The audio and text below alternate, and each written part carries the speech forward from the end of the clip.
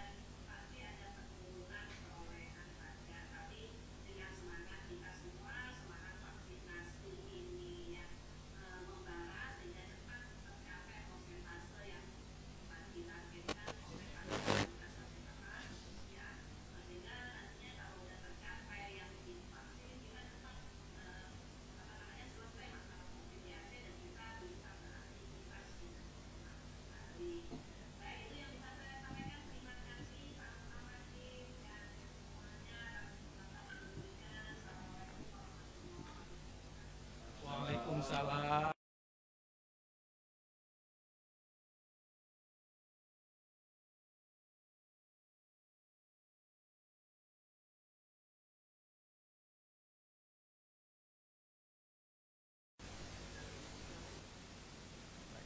Baik,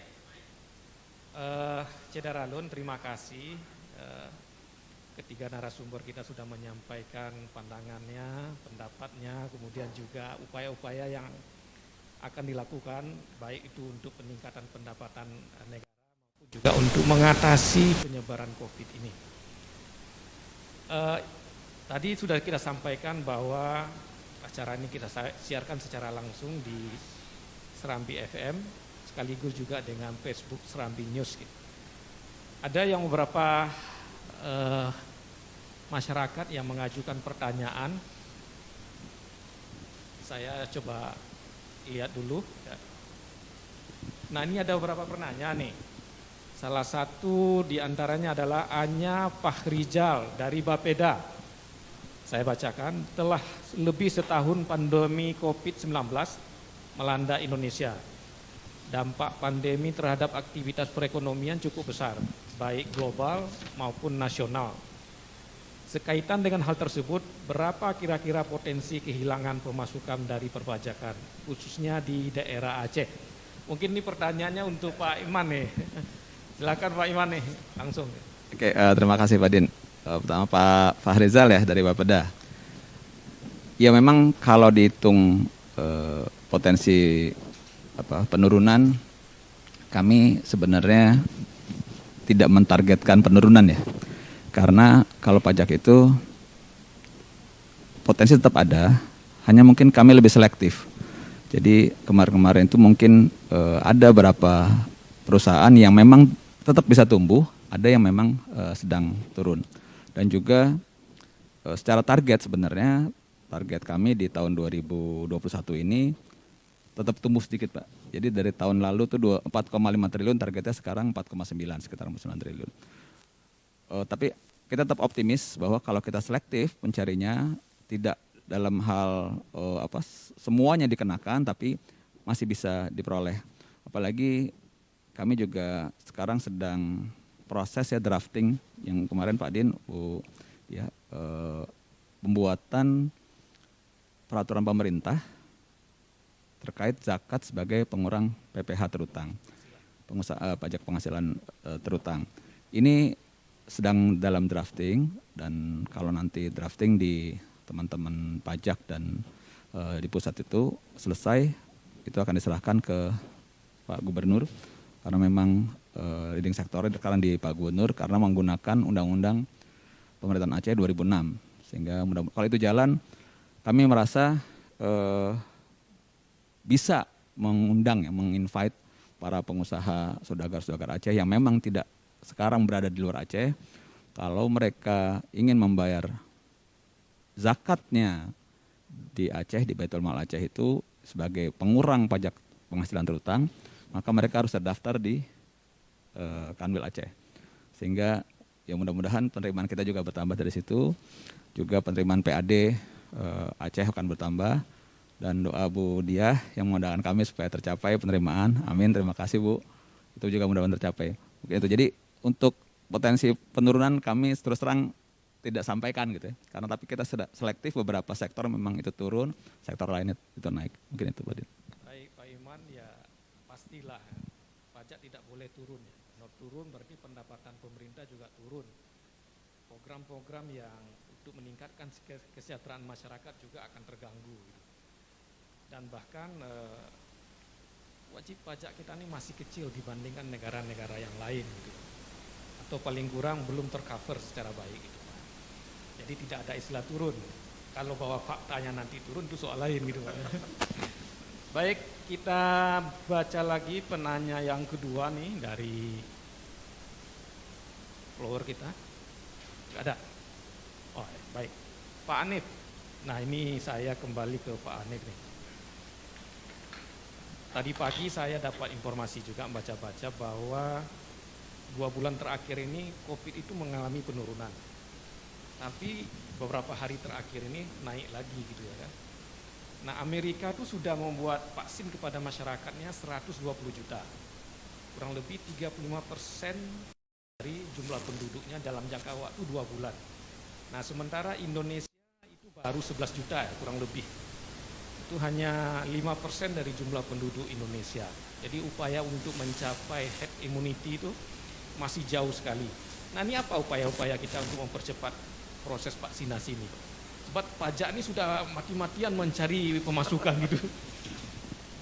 Ya, memang Pak ya, dari target kita, kalau kita Aceh kan targetnya 3,7 juta yang dibagi memang sesuai dengan prioritas. Ya kalau masalahnya 80 juta ya. Tentunya vaksin yang sudah ada saat ini itu kan masih kita menggunakan vaksin Sinovac. Kemudian itu juga akan sudah masuk, dan untuk stok vaksin sesuai dengan progres pemberian vaksinasi untuk masyarakat itu masih mencukupi. Kita di Aceh sudah terima 211.000 dosis ya, dan itu begitu kita terima dalam 2-3 hari langsung kita distribusikan untuk semua kabupaten kota. Jadi stok vaksin pemerintah menjamin, kita juga menjamin dari provinsi, karena semua logistik itu kita terima dari pusat. Kita dikirim dari Jakarta ke Dinas Kesehatan Provinsi, kemudian Dinas Kesehatan Provinsi menyalurkan distribusi untuk semua fasilitas kesehatan di kabupaten kota. Dan alhamdulillah semua fasilitas kesehatan yang kita tunjuk untuk melaksanakan program vaksinasi ini, stok vaksinnya mencukupi. Tinggal ini upaya kita adalah mendorong partisipasi masyarakat sesuai dengan prioritas. Untuk saat ini yang jadi prioritas petugas pelayanan publik. Dan semua lagi antri nih Pak, lagi antri. Mereka sudah daftar, termasuk kantor Pak Iman, semua sudah terima, saya sudah terima nama-namanya, cuma kita kasih selamat ya semua ya. Jadi mudah-mudahan target untuk April ini bisa selesai. Tentunya karena jumlah penduduk kita di seluruh Indonesia cukup banyak dan tempat tinggalnya pun tersebar di mana-mana, perlu waktu Pak, Dan orang yang memberikan penyuntikan vaksinasi pun hanya dibolehkan orang yang sudah dilatih. Tidak boleh semua petugas kesehatan memberikan vaksinasi. Satu fasilitas misalnya puskesmas 5 orang, ya, dibantu dengan petugas lain, itu khusus yang suntik aja 5 orang. Rumah sakit ada 10 orang, ya. Tentunya mereka juga punya tugas rutin, selain melakukan imunisasi, mereka juga tugas jaga malam, ya. Makanya harus dibagi-bagi juga. Pelayanan kesehatan yang lain itu tidak boleh terganggu karena vaksin. Jadi vaksin jalan, pelayanan kesehatan yang biasa, yang rutin juga harus jalan. Makanya mungkin kalau kita lihat terlalu lambat, sebenarnya tidak terlalu lambat, cuma sasarannya cukup banyak. Itu yang membuat memang butuh waktu yang lama. Ya, mungkin setahun kita harapkan bisa selesai. Baik Pak Anip, ya tidak mudah ya. Negeri kita ini terlalu besar, kemudian juga medannya, geografisnya tidak mudah ditaklukkan juga gitu ya. Baik, mungkin saya coba sapa Ibu Diah nih, masih gabung dengan kita nih Bu. Oh masih gabung. Ini ada pertanyaan nih Bu dari follower kita nih. Pertanyaannya ini kan banyak di dalam masyarakat itu agak enggan untuk vaksinasi gitu Bu. Nah ini apa upaya-upaya yang kita lakukan untuk mempercepat proses sosialisasi supaya ada kesadaran untuk vaksinasi ini Bu. Ini peran dari ibu-ibu di rumah tangga pasti lebih besar gitu Bu, dan lebih mudah daripada memberitahukan kepada bapak-bapaknya. Nah dari tim penggerak PKK sendiri termasuk sebagai Satgas Percepatan Penanganan COVID ini apa yang bisa kita lakukan supaya ya sudah tersedia vaksinnya, terus masyarakatnya juga responsif gitu Bu. Silakan Bu.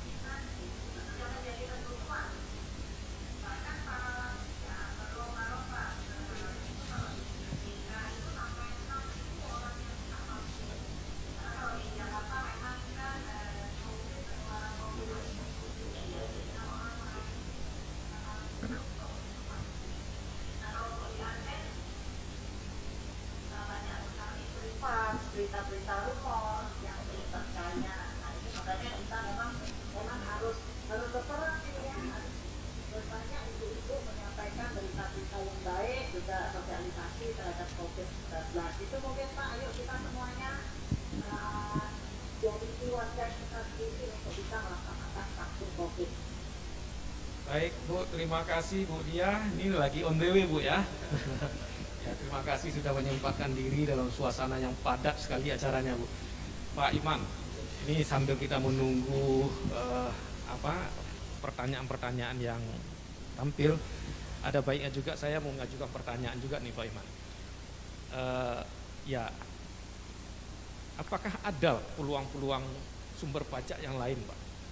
Ini kan bagaimanapun kita harus memaksimalkan pendapatan negara kita Pak.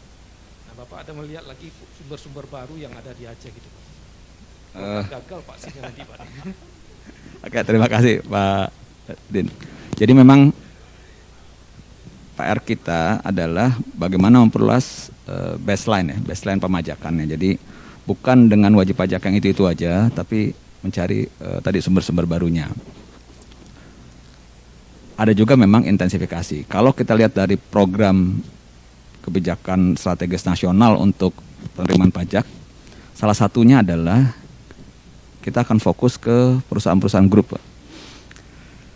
Jadi memang ya kebetulan Dijen Pajak itu satu direktorat yang diberi benefit untuk data yang luar biasa gitu. Jadi data yang ada di kami itu dari instansi pemerintah lain, dari pemerintah pusat maupun dari daerah, dari teman-teman kementerian, itu datanya kalau saya sendiri pribadi katakan itu lebih dari cukup untuk mengerjakan. Jadi memang fokusnya itu Pak. Kita akan fokus salah satunya adalah pada perusahaan-perusahaan grup. Jadi ya, dan kebetulan di Aceh ini kalau untuk perkebunan pertama itu grup. Jadi memang clear tidak mungkin kalau yang masuk ke satu, misalnya ada seorang punya usaha hanya satu, itu biasanya levelnya UMKM lah. Karena dia tumbuh sedikit, pasti dia punya 2 NPWP, 3 NPWP, 4 NPWP, nah itu kelompok ya. Betul Pak. Walaupun pendekatannya tetap kita treatmentnya tidak terlalu keras juga karena kondisi pandemik sama-sama gitu. Ada pertimbangan lain lah, lebih manusiawi Pak ya. Ya, tadi. Ini masih ada pertanyaan nih Pak nih. Ya. Sumber pajak dari Aceh itu yang paling besar di mana Pak? Dari sektor mana? Kalau saat ini dan beberapa tahun terakhir memang tadi karena pertumbuhan ekonomi swasta belum begitu besar, memang masih pada bendahara pemerintah Pak. Jadi memang ini masih proyek-proyek pemerintah baik yang dibiayakan APBN maupun APBA. Di sisi lain memang kita mulai tadi yang membuatlah insentif-insentif, termasuk yang terbaru ini kan ada Moban Energy itu Pak yang mau investasi di daerah Pulau Banyak atau mau di Sabang, itu termasuk yang kita kejar supaya insentifnya jalan, investasi masuk, lalu pengusaha di sini maju. Karena kalau sekarang terus terang dari mana penerimaan terbesar itu dari sektor pemerintah. Jadi Dari kegiatan pemerintah Pak. ya dari sektor pemerintah. Kalau untuk perkebunan dan pertanian perikanan memang PDRB-nya paling besar di Aceh. Tapi untuk penghasilan karena infrastruktur untuk membuat nilai tambahnya masih ada di Medan, Pak. Nah ini PR. Jadi hasil pertanian Medan, di Aceh dikirim ke Medan, nanti misalnya kayak beras sudah jadi masuk lagi ke Aceh. Ini yang memang masih belum, nilai tambahnya masih belum di Aceh.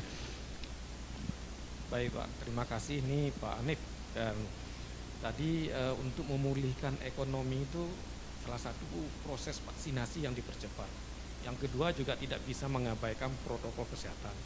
Tapi faktanya Pak Hanif nih, kalau kita keluar dari Banda Aceh, sebagian besar masyarakat itu tidak menggunakan masker gitu ya.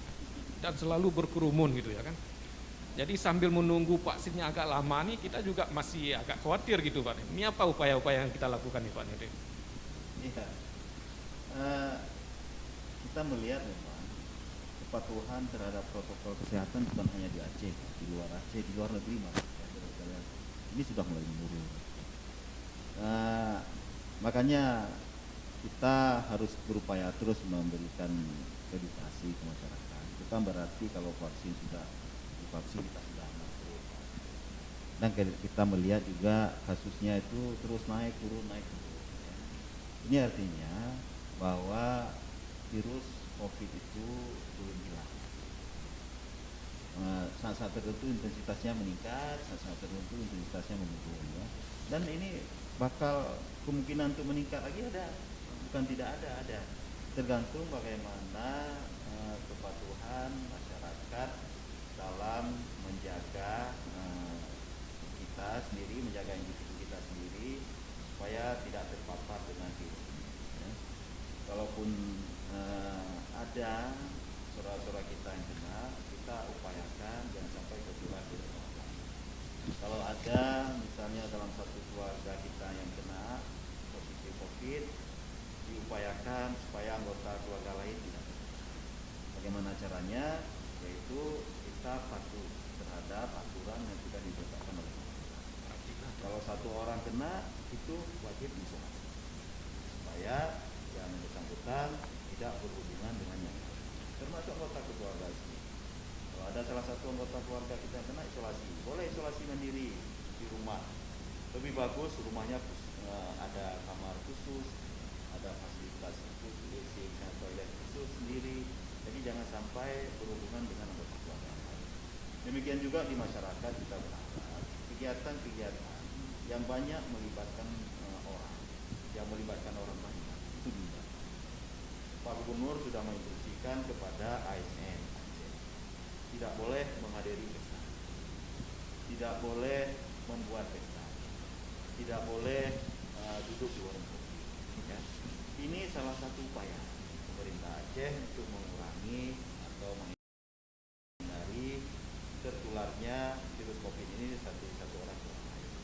Karena tertular virus COVID ini sudah kita yakini bahwa itu tertular dari satu orang ke orang lain melalui saluran pernapasan dan virus. Makin banyak kerumunan, makin banyak komunitas berkumpul pada satu tempat, makin besar kemungkinan terjadi penularan. Makanya kita berharap masyarakat ini yang harus dihindari. Ya, tidak hanya menyalahkan pemerintah, tetapi peran individu, peran keluarga itu sangat berpengaruh dalam mengurangi penularan COVID. Itu Pak Indonesia. Baik, terima kasih Pak. Masih ada pertanyaannya? Tadi sudah saya lihat. Coba tolong dinaikkan. Ini udah dibaca tadi. Terus. Ya, bentar. Ini ada satu lagi penanya Muhammad Ismail, ini anak buahnya Pak Iman ini. Tapi pertanyaannya diajukan ke Pak Hanif nih. Izin bertanya, bagaimana proses distribusi vaksin kepada masyarakat luas di Aceh? Kapan vaksin dapat diterima oleh masyarakat biasa, non tenaga medis? Terima kasih. Silakan Pak.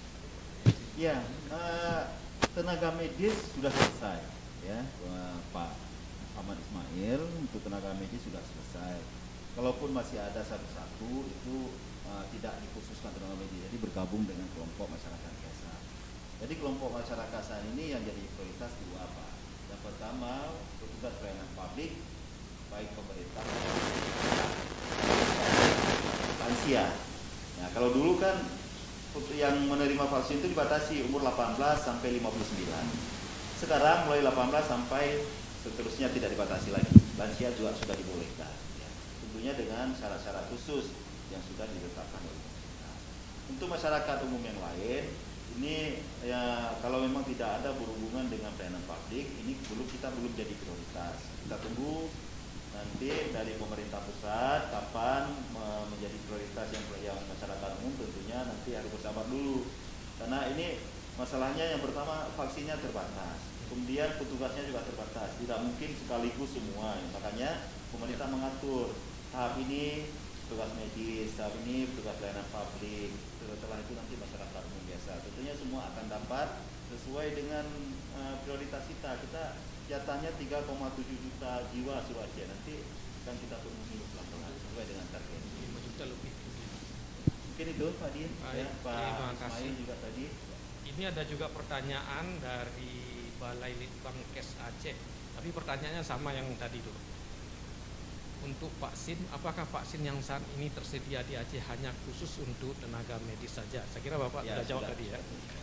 Pak Iman, masih ada waktu kita kurang lebih 10 menit. Nah tadi kita selalu mengatakan bahwa pajak sangat penting. Nah selama masa pandemi ini apa ada kendala-kendala teknis dalam baik itu memungut maupun juga dalam mengembangkan perluasan target pajak? Terima kasih Pak Din. Memang dalam kondisi pandemik atau dalam ekonomi slowing down itu pajak itu dilema gitu kan. Kalau kita terapkan aturan itu kaku, jelas memberatkan. Karena itu mau tidak mau, karena kami juga dapat tugas untuk ikut aktif dalam pemulihan ekonomi nasional, kami mendorong para wajib pajak itu untuk terbuka sejak awal, Pak. Jadi jangan sampai ada masalah mereka tapi sudah masuk dalam ketetapan itu. Jangan sampai teman-teman yang wajib pajak, para pengusaha itu karena tidak terbuka masalahnya di awal, lalu sampailah posisinya berhadapan dengan kantor pajak itu sudah dalam surat ketetapan pajak. Nah ini yang terus terang akhirnya akan apa? Akhirnya kami juga kesulitan gitu. Karena kalau sudah masuk dalam surat ketetapan pajak, keringanan yang paling mungkin diperoleh hanya keringanan sanksi, misalnya penghapusan sanksi. Tapi pokok pajaknya ini sudah pastikan keluar. Padahal kalau dari awal sudah disampaikan terbuka, mungkin dengan kepala seksinya, kepala kantornya, atau mungkin datang ke Kanwil, masalahnya apa? Ada masalah ini, masalah itu, bicarakan dari awal sebelum mereka buat laporan tahunan yang masuk dan atau lagi sampai diperiksa Pak. Itu mungkin itu yang saya perhatikan banyak PR-nya adalah ketidakpahaman pengusaha atau masyarakat dengan aturan sehingga terlambat. Akhirnya mereka berhadapan dengan aturan lagi. Sebenarnya sayang, kami di kantor-kantor itu sudah ada namanya account representatif. Mereka boleh tanya tentang apapun tentang pajak. Kalau di sana, dan itu free of charge. Jadi bahkan kalau perlu asistensi kita turun juga. Kayak sekarang cara ngisi SPT segala macam itu teman-teman KPP all out lah bantu. Jadi mungkin itu yang kami sulitkan di situ, ketidakpahaman masyarakat lalu berhadapan dengan ketentuan. Jadi mungkin ini contoh, bayangkan ini Pak Din, salah contohnya misalnya gini, kami dapat laporan gitu dari teman-teman dari tempat penyuluhan, ada masyarakat datang ke kantor pajak dengan tujuan ingin memperpanjang NPWP gitu. Nah, itu kan bukan STNK sebenarnya kan, bukan. Ya, NPWP itu kan nomor sumber hidup. Tapi ini hanya menunjukkan, oh ini berarti gapnya ada, gapnya cukup jauh gitu. Jadi kita tidak mau memberatkan pengusaha juga untuk menghafal undang-undang pajak dan tidak perlu tahu itu sebenarnya. Cukup mereka berusaha bagaimana ekonomi tumbuh nanti teman-teman pajak akan asistensi sendiri. Oh ini caranya begini, cara begini. Nah ini diharap terbuka dari awal, dan kami sebut itu namanya ini Pak, Cooperative Compliance Program. Jadi di awal terbuka, nanti sehingga penyelesaiannya mudah. Mungkin itu Pak Din. Baik, terima kasih Pak. Satu lagi nih Pak Anif nih. Kira-kira kapan target vaksinasi di Aceh ini selesai? Masalahnya gini saya, Jepang negara yang paling maju, yang paling siap, gitu. Ternyata ada kesulitan dari pengadaan barangnya, bukan di vaksinnya, disuntiknya. Dia terpaksa pesan di India gitu. Itu negara Jepang yang penghasil itu. Ini kita kira ini supaya masyarakat juga sadar ya, jangan terlalu berharap dengan vaksin dulu ya, kita protokol kesehatan itu lebih penting lagi gitu ya. Kapan kira-kira Pak? Iya, kalau berbicara mengenai stok vaksin ataupun berbekalan kesehatan yang lain pendukung seperti jarum suntik dan lain-lain, untuk saat ini kita belum ada kendala. Target-target yang sudah ditetapkan oleh pemerintah kita bisa jalankan. Demikian juga di provinsi-provinsi lain di Indonesia. Tentunya kalau dulu targetnya misalnya 1 juta orang per hari, ya, karena ada berapa puluh ratus juta. Jadi ini kemungkinan kalau kita lihat dari seluruh provinsi di Indonesia belum bisa tercapai. Tapi setidaknya target 200-300 ribu per hari ini sudah bisa dicapai. Ya. Kita di Aceh juga targetnya kita di Aceh ini jauh lebih kecil. Jadi jauh lebih enak lah dibandingkan dengan provinsi dengan jumlah penduduk 40 juta. Targetnya Pulau Jawa, 30 Pulau juta, Jawa, ya Pulau kan? Jawa, Targetnya ya. mungkin 25 juta. Kalau kita cuma 3,2 juta. Dan saya rasa akhir tahun ini sesuai dengan target pemerintah, saya rasa bisa tercapai. Nah kalau bulan puasa gimana Pak? Bisa jalan? Ya, bulan puasa dari aturan tetap jalan, Pak. Tetap jalan. Cuma kan sekarang ada sedikit ada pihak-pihak yang memahami bahwa batal puasa kalau disuntik. Tetapi secara umum sudah dijelaskan puasa itu tidak membatalkan. Tetapi itu juga harus kita diskusikan kembali. Ini yang berhak nanti menentukan ini kan MPU, Majelis Permusyawaratan Ulama Aceh. Kita terus berkoordinasi dengan Ketua MPU dan nanti kita patuh. Kalau masalah ini yang berhubungan dengan akidah, kita ke MPU yang memutuskan. Ya. Ini mungkin kita respon nih Pak Ani sedikit lagi nih. Ya.